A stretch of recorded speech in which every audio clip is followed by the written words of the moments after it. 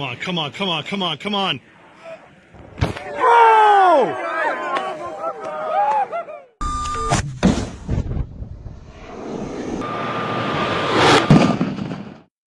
And then I just see you chuck.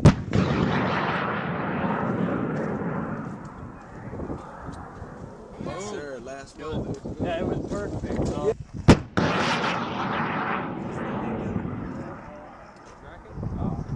Oh! Looks like it lost it for a minute. We'll take it.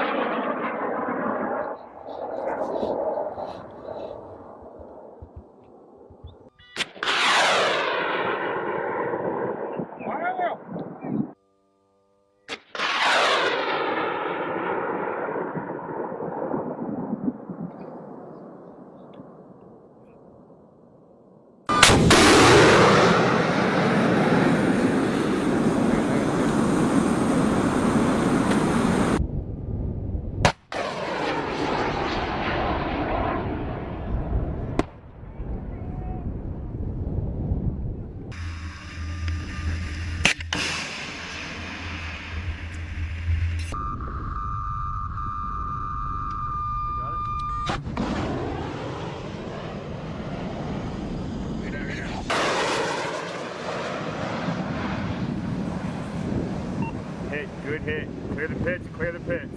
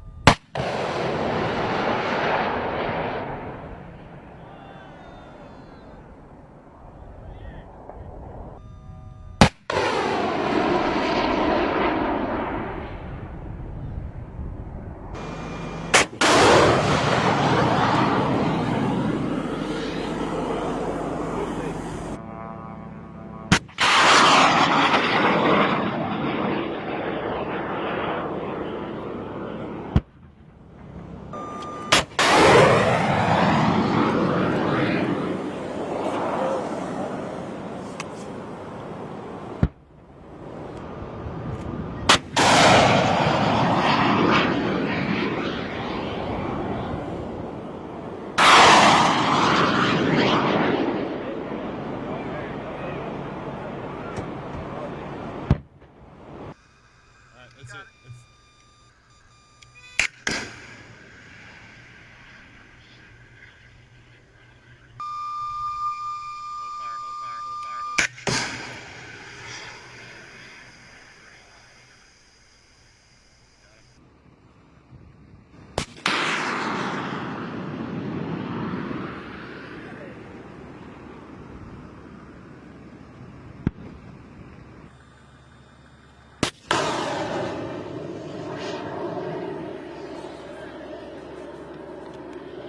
Trigger! Yeah.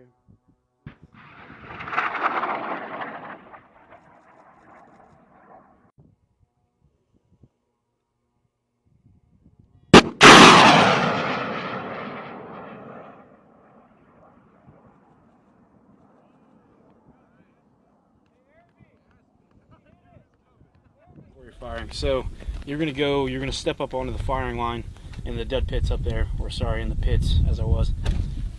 And you're gonna have your missile. You'll have your A gunner stand directly behind you. He's going to assist with targeting and acquiring that aircraft as you're firing. So you're gonna step up to the line. You're gonna have your, right now we have a NICAD, which is a trainer battery.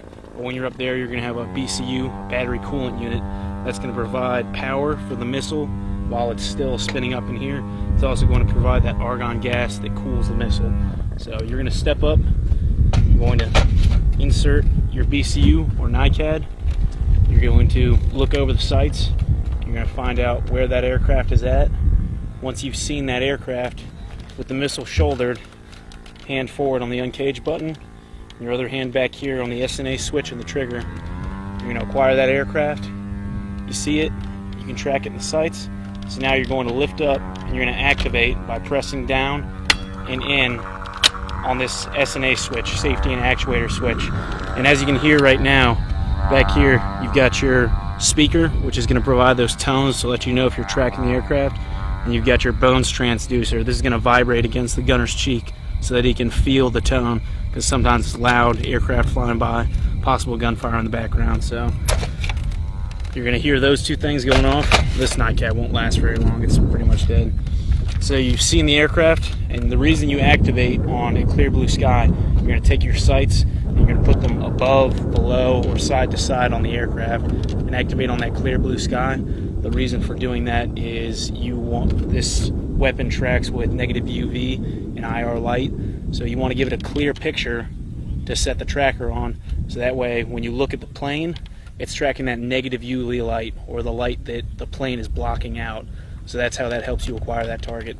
So once again, tracking, activate clear blue sky, safety and actuator switch.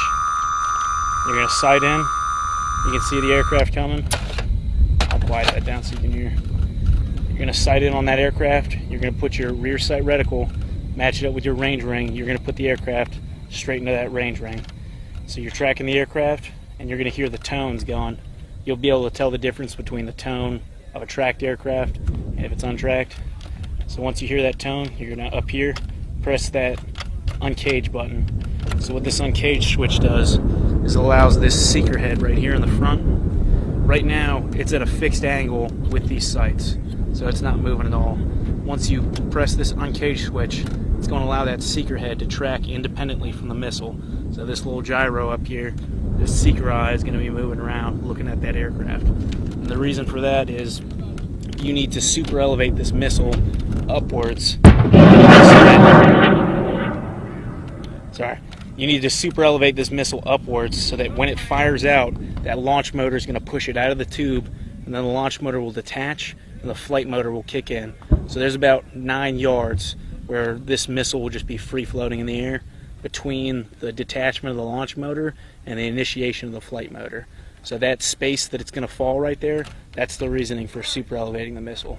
So you sight it in, SNA switch on clear blue sky, tracking. I've got tone, press down my uncage button, then I'm going to super elevate, and in this rear reticle you're going to put it inside the canoe.